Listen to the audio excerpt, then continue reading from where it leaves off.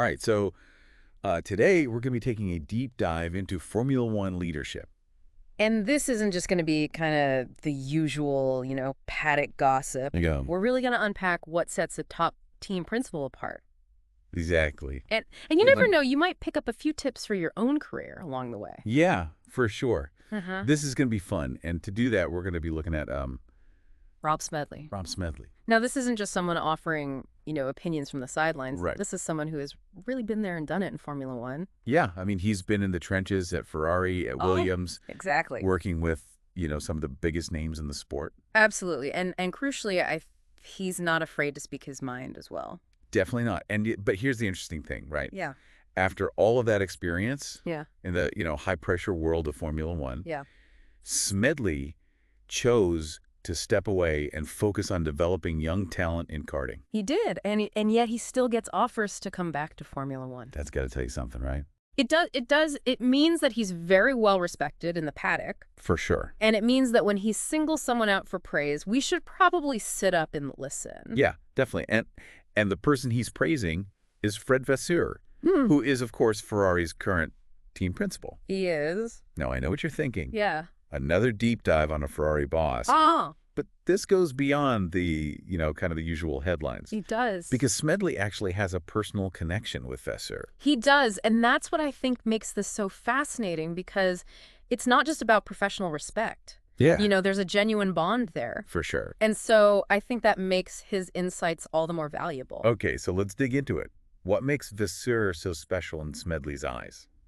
Well, the first thing that struck me was Smedley uses this word disarming to describe Vasseur. Yeah, I'll admit I had to think about that one for a second. Yeah. I was like, disarming. Is that a good thing in Formula One? Well, it's a brilliant observation. And I think it really gets to the heart of what makes Vasseur so effective as a leader. Okay. Because you have to think about the environment he's working in. Yeah. I mean, Formula One is a pressure cooker. Oh, yeah. Millions of dollars on the line. Millions of dollars. The media scrutiny is insane. The media scrutiny, Yeah. the constant, battle for every thousandth of a second. Right. It's incredibly intense. Absolutely. So you need someone at the helm who can handle that. You do. But it's not about being domineering or dictatorial. Okay. Vasseur has this ability to create a sense of calm amidst all of this chaos.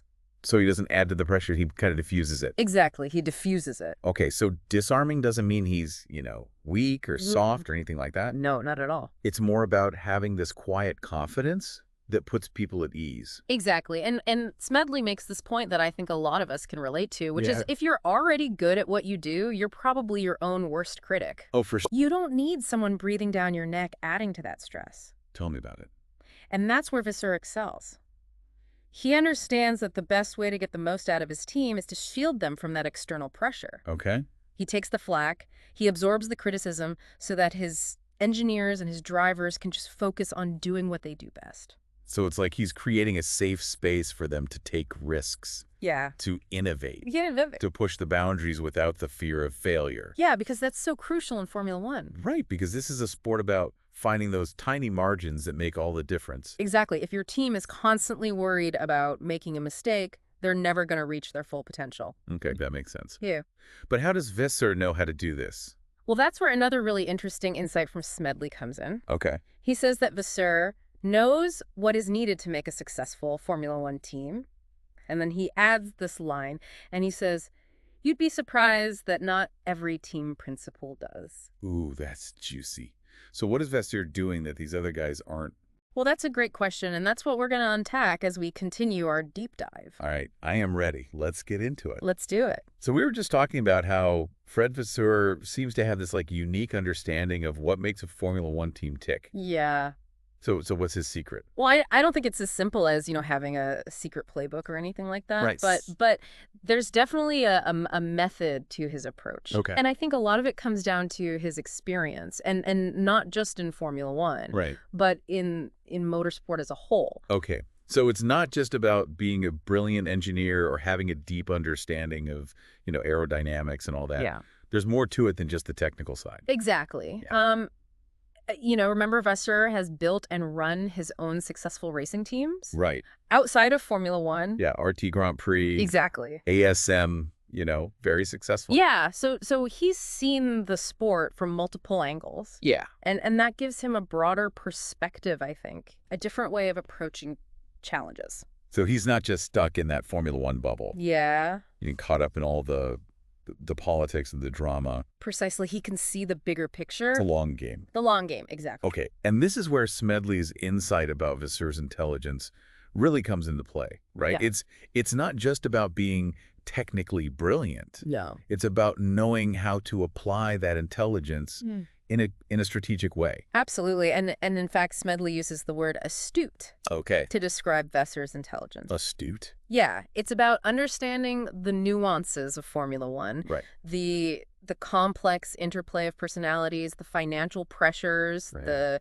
the ever-evolving technical regulations, Right. and knowing how to navigate all of that To achieve success. to achieve success. Yeah, It's like he's playing chess while everyone else is playing checkers. that's a great analogy. He's always thinking a few steps ahead, Yeah, anticipating problems before they even arise. and it's not just about strategy on the track. Yeah. It's about building the right team culture. Right. Vasseur understands that to achieve sustainable success, Yeah. you need to create an environment where people feel valued, where they can take risks, where they're not afraid to fail. And that goes back to his ability to create that sense of calm. Exactly. To shield his team from that pressure cooker. It all comes full circle. Yeah. He creates a safe space for his team, Yeah. allows them to express themselves creatively, encourages them to push the boundaries. And that leads to better performance, Yeah. more innovation, And more wins. Wins, exactly. Okay, but how does he actually do this? Well, Is it just his personality? Is it something he says or does? it's a good question. Yeah. And I think one example that Smedley highlights is Vasseur's communication style. Okay. He's known for being very direct, Okay. very transparent with his team. So no mind games, no hidden agendas. No, He just tells it like it is. he tells it like it is, even if it's not what people want to hear. And that builds trust. It does. Yeah. Because when people know that their leader is being honest with them, they're more likely to be honest in return. Right. They're more likely to take ownership of their work, to admit their mistakes, and to learn from them. So it's not about sugarcoating things or avoiding conflict. No. It's about creating a culture of open communication Exactly. where everyone feels comfortable speaking their mind. Exactly. And that's incredibly powerful. Right. Because when you have a team that's not afraid to challenge each other, Yeah. to debate ideas, Yeah. you're more likely to come up with innovative solutions to find those crucial performance gains. It's like that saying, the best ideas come from the collision of minds, or something like that. Exactly. And Vasseur seems to understand that instinctively. Yeah. He fosters that kind of environment, that culture of collaboration and open communication. Yeah. And it's a key part of his success as a leader. This is all fascinating stuff. But I'm curious, do you think Vasseur's approach is unique to Formula One? Or are these leadership qualities that, could be applied in any field?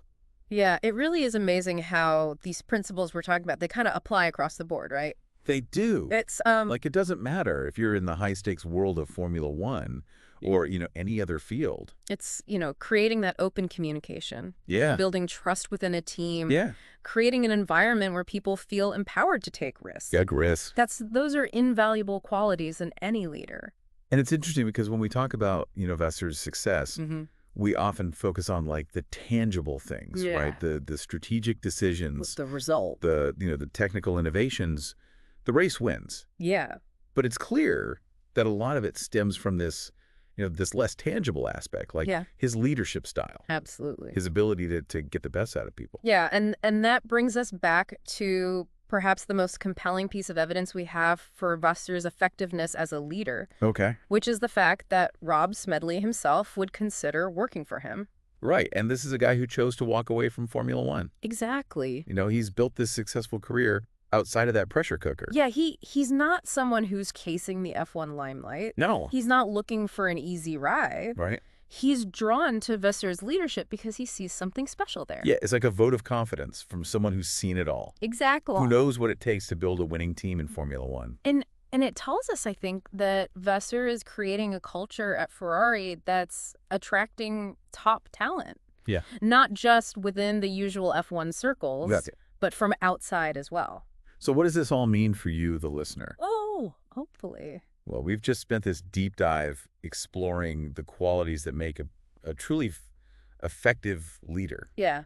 And it turns out they're not exclusive to Formula One. No. So whether you're leading a team, building a company, or just trying to navigate your own career, there are lessons to be learned here. There are. And Yeah. we've seen how Vasseur's intelligence, his ability to create that sense of calm, his focus on empowering his team, Right. they've all contributed to his success. Yeah. And these are qualities that anyone can cultivate, Yeah. regardless of their field or position. So here's a final thought to leave you with. Okay. Knowing what we know now about Vasseur's leadership style, would you want to work for someone like him?